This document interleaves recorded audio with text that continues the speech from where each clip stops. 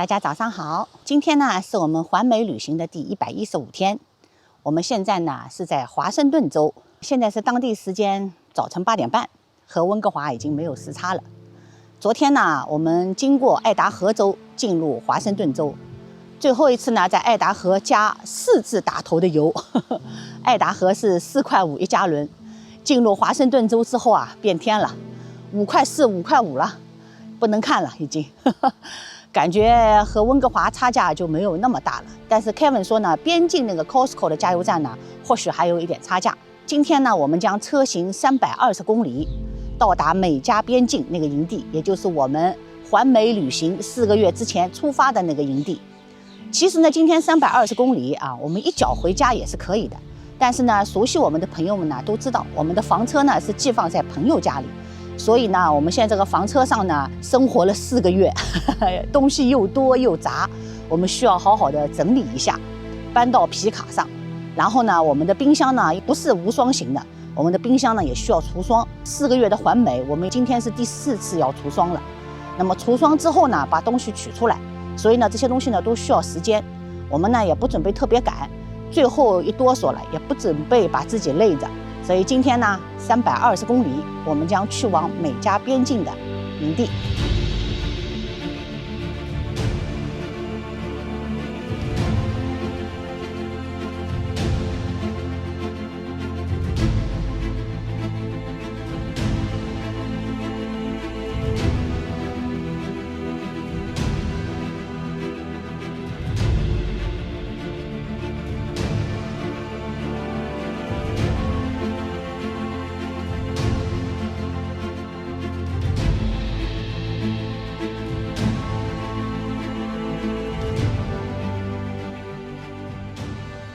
车行1个小时啊，我们就从这峡谷风光啊，到了一个美丽的小镇。这个峡谷风光啊，我们边走边感慨啊，真像这大峡谷啊，只是它们形成的原因不一样。大峡谷呢是一个大地缝，裂开来了，也不知道怎么就塌方了，就那种感觉。哥伦比亚河的这个峡谷啊，有远古时期啊，有1万多年前的大的这个洪水冲击而成，根本就不是我们能想象到的大。大到就是你无法想象啊，冰河时期这种大的冰块形成的堰塞湖啊，对，把水一放开来啊，对啊，就冲击成这样，然后冲击下来再结冰，哎，然后再冲击，再结再冲。以至于现在这个哥伦比亚河根本就没有办法填满这个峡谷，这显得好像是干了一样。实际上呢，就是因为水位现在已经根本达不到这么高了。你看我们停车的地方漂亮了，你看。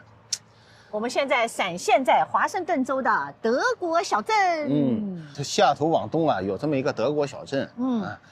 相传呢，他们也不是一定都是德国裔啊。虽然美国啊，德裔是一个非常大的族裔。但这个地儿呢，它真的不是因为它是德国人，就是因为它整体规划了这个小镇，所有镇的村民呢重新规划并修建了这么一个德国巴伐利亚风格的小镇。对，巴伐利亚是什么？就是茜茜公主的故乡。有意思的是啊，说真是德国人从德国过来，说哎，这好像不像德国哎，比较像美国人心中理想的德国。对，路上我们俩也说这事儿，那很正常啊。你走进美国的上海饭馆，他会告诉你，哦，这个也是为了迎合美国人的上海菜。对，走进东北菜也一样啊。没错。只要能够受大家喜欢，我都觉得是好地方。虽然这个地方地处于华盛顿州啊，但实际上好像大多数温哥华人都来过啊。对，听过很多人都来过这个地方。大家知道我们第一次来的时候是几年吗？我们第一次来这个地方是2017年的4月份。吓人啊！就是9年多前来的，这一晃就是9年10年的啊，真是要命啊！真是。我们开着我们的清风啊，围着这小镇啊兜了1圈半。看停车位是这样的，小车20，房车40，私人停车场。对对，它包天的。因为马路旁边这种正规的停车位呢，我们车没有办法停得到下。Kevin 说我们一下子要占2个车位，那我怎么付费呢？显然肯定是不合规矩的。那么你让我马路边侧方停车，还不一定有这么长的空。对。那我要真侧方停车在马路边，那我得3个车位。哎，巧不巧呢？我们就适合开在比较远的地方，就像我们在城市里永远不住市中心，就适合住在比较远的地方一样。其实离开小镇最热闹的地方呢，步行也没多远哎啊。我们就找到了这么一个新建的停车场，哎，特别好，连厕所都是德国风。没错，然后那个停车位，它这一排都是停房车。对，因为开了一看，它这个停车位啊，一看中间，一看就是中间没有横杠，那就是这个就是被大车停的啊。这样的收费就很亲民了，4块1小时。好，交费去了。德国骑士。路过一家小酒店，还弄这么一个骑士。我发现美国人做生意哦，都喜欢用这种夸张的、特别大的东西吸引人，吸引眼球的啊。这一路上的礼品店啊、加油站啊，都是这样啊。要不然把车弄到房上面去。对的。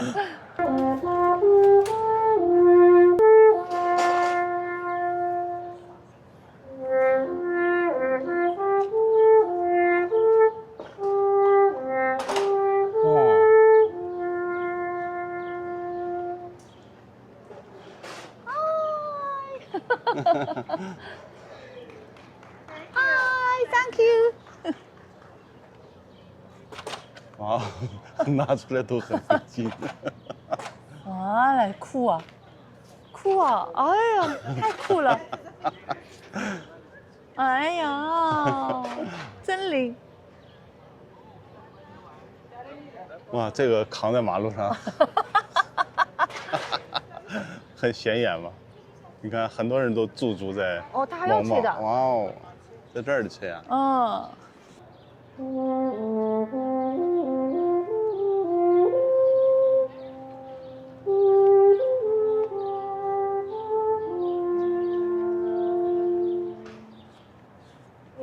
那边有个人呼应。那边也有人出来啊。哇，这个是什么民俗吗？也有，哇，好高啊！好灵啊！这么巧，走到这儿，他们都出来了。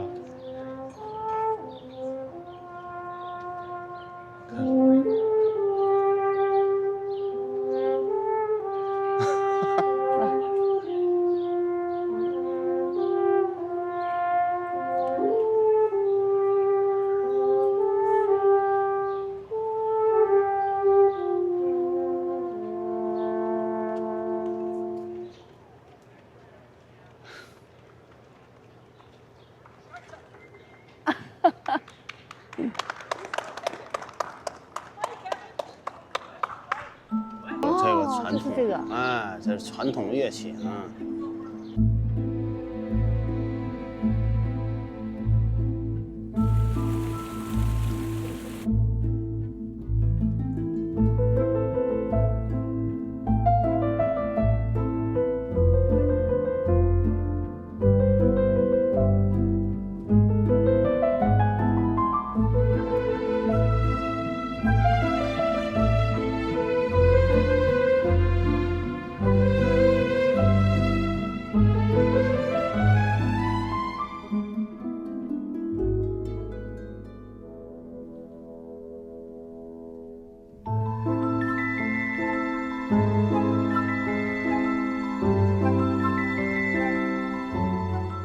这德国村呀，也是冬夏适合的一个好地方。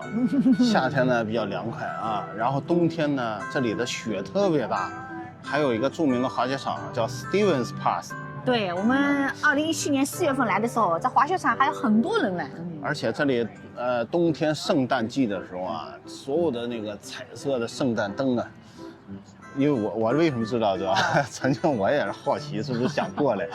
因为温哥华圣诞节你也不知道该去什么地方好玩，但是这个地方啊，圣诞氛围特别的浓。对的。然后我就在那个他 YouTube 有直播，有线上直播，看那个雪的状况。在马路上永远是白色的，它跟温哥华不一样，是下完雪温哥华就会化掉，或者想办法让它化掉。这地儿因为已经太多了，所以就没有办法化掉了，所以永远地下都是白色的。而且我们呢来得巧不如来得巧，正好赶上小镇啊有一趟德国的民俗表演。对的啊，正好赶上啊，从咨询中心吹响第一声的那个号角，然后11点在这儿我们先看一看啊。是啊，你在德国也不是遍地能够看到。那当然啊，蛮好玩的，就在我们对面啊。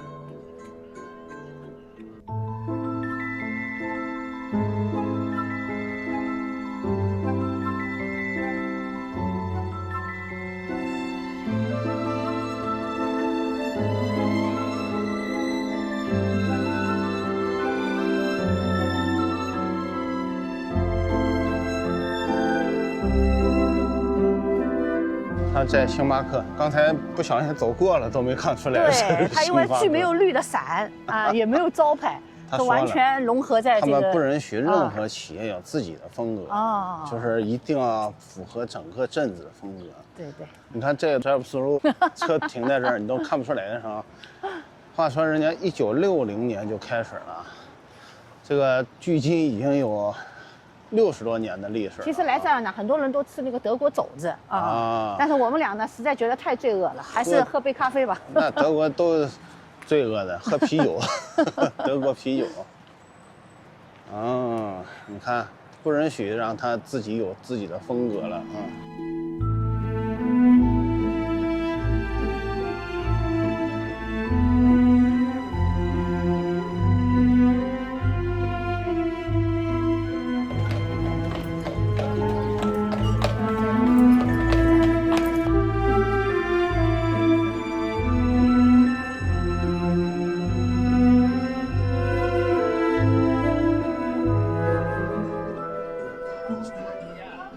今天也是周末的原因。对，是的。上次来德国春感觉还没那么好嘞。对。今天主要是天气也好啊。对。周末人一多啊，也有人气儿啊，他们也有这个兴致。其实我们来西雅图啊，这个露营过好多次啊，只是这个方向呢和我们露营的这些营地啊都不一样。9年之后又来，哎，不容易。我觉得就是它跟这个哥伦比亚的峡谷啊。哥伦比亚河穿起来一起走是不错。很多人对这个峡谷并不是特别了解。凯文在设计这个线路的时候，特意就是我们回程的路上来了一次德国小镇。标准的旅游小镇啊。但是又不是这种东施效颦，你知道吗？有一些模仿的什么什么东西的就特别烂。这个模仿都已经模仿成古迹了。对，是的，那都60多年了嘛。对呀。我看很多建筑上面还标明了，比如说1980几年呀，或者怎么样。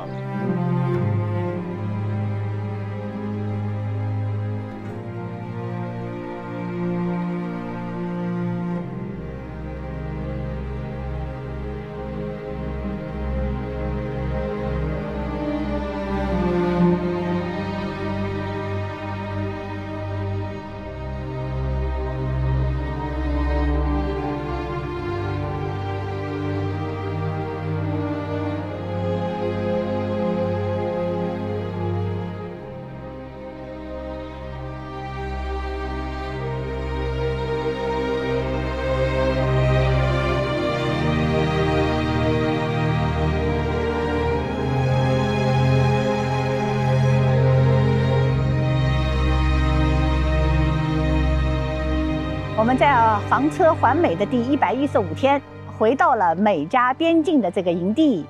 4个月之前，我们就从这个营地出发，开始了我们的环美旅行。今天早晨呢9点不到出发，然后去了一趟德国小镇。在德国小镇呢，还看到了阿尔卑斯的长号，就是那个号啊，长达3到4米。这我也是第一次现场看人吹。在那儿逗留了2个多小时喝了咖啡，我们就来到了这个营地。现在呢是华盛顿州时间下午3点半。永远绿色的州，我们回来了。我们在这儿呢将居住2晚。到达这个营地的时候凯文忍不自禁地哼起了歌，哼起了《音乐之声》里面有一个片段，大家不知道还记得吗？有一个扯木偶戏的片段叫《孤独的牧羊人》，我觉得他是情不自禁地哼起来的。非常高兴地回到了这个营地。我们在这个营地呢将居住2晚。今天呢已经快4点了我们就吃一下晚饭。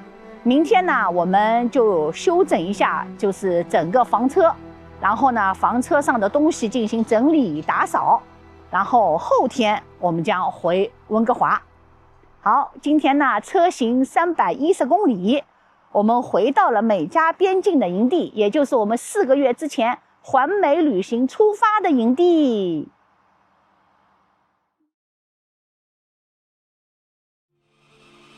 大家早上好，环美旅行的第117天，我们准备回家了。现在呢是在华盛顿州的佛农山营地，我们4个多月前出发，就是从这儿出发的。昨天呢整理了一下房车，稍微做了一点简单的清洗，然后冰箱呢化了冻啊，因为我们的房车呢是寄存在朋友家里，并不是说停在自己家里。现在呢是早晨9点半，Kevin 呢正在做最后的准备工作，我们呢待会儿呢就准备过关，4个月终于要回家了。Kevin 说他还不是特别想家，他还觉得旅程再长一点也没有问题。其实我觉得我旅行呢应该也没有什么太大问题，最主要呢还是一个空间问题。我的最大的感受呢还是因为面积太小了。我们这个23尺的这个清风呢，大概呢就是面积大概是15个平方吧，都不一定会有，加上家具啊一些电器啊，真正我们自己能够自由活动的空间，我估计也就10个平方。10个平方呢，放在30年前呢，居住条件已经算是不错了。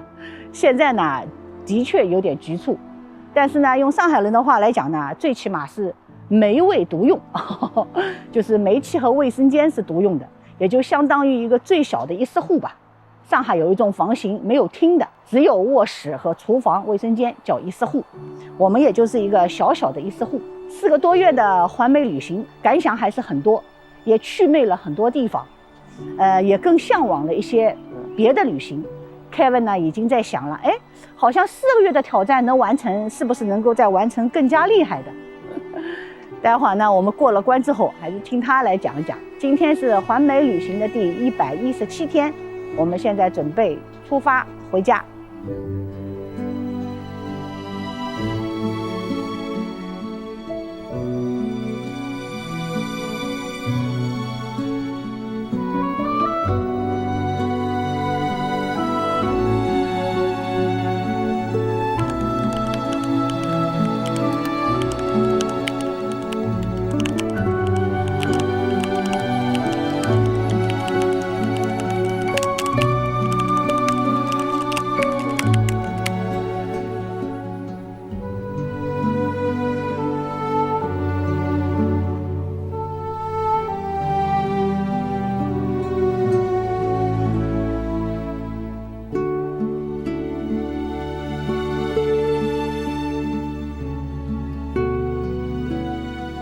我们现在拖着我们的房车呢，来到了我们寄存的地方。看看我们的大篷车已经这样了，而且整个后皮卡这个后斗啊，我都已经塞得满满当当的。你看这个地方都已经压不下去了。而且我呢是比较会塞东西的人，就是摆的比较合理的。那尽管如此呢，还是满满当当的。Melody 现在在进行就是房车冰箱的这个善后工作，因为房车的冰箱呢接的一些冰需要除掉，每次呢这个也要花一点时间。我们的房车啊，虽然面积不大，柜子不多啊，但是掏出来的东西，我刚才已经拍了一下我前车的，已经塞得满满当当的。已经合理到不能再合理了，再合理就超重了都。好，就这样吧。所以啊，麻雀虽小啊，五脏俱全。你买的房车虽然小，但是你的生活却不因此而变简单啊。该带一条浴巾的还是带一条浴巾，你不能说我住小房车我就换一块抹布，这是不会的。下来了。好。又到了我们存车的地方啦。总结一下。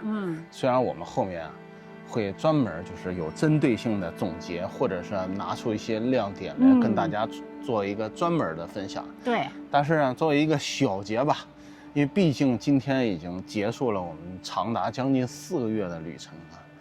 我们一共117天。20300公里，12700英里，相当于Kevin 开了326个小时的车。今天中午11点15分过关。对，过关很顺利。我跟小宋一也说了，再遇到隔壁的邻居回家之后，你让他们闻闻。我们身上有芝加哥的味道，我们身上有迈阿密的味道。我们也是去过休斯顿、亚特兰大的人。对，我们在狗界也能吹牛了，对不对？今天是我们环美旅行的117天，工作还没有结束。等待我们的那是什么呢？是温哥华美味的斑点虾季。还有呢，工作没有结束呢。对，整个皮卡的东西像大篷车一样啊，该洗的洗，该放起来的放起来，收起来的收起来。而且啊，没多远之后，我们还要继续旅行的。你们的点赞和你们的评论，我们都喜欢，希望大家点赞评论。而且呢，麻烦以前没有订阅的人啊，确实有很多。甚至我们的朋友还有天天看我们的节目，忘记订阅了，因为它自然推送。但是我们接下来呢，发视频的频率会非常的低，直到我们下次出行，为了不把我们给丢掉，麻烦大家订阅。为了防止大数据把我们遗忘，麻烦大家订阅。又放了2包东西，看看我们狗子，把宋一放进去之后，我们狗子原来在下铺。现在是上铺，现在睡上铺了，睡在我上铺的姐们儿，回家了。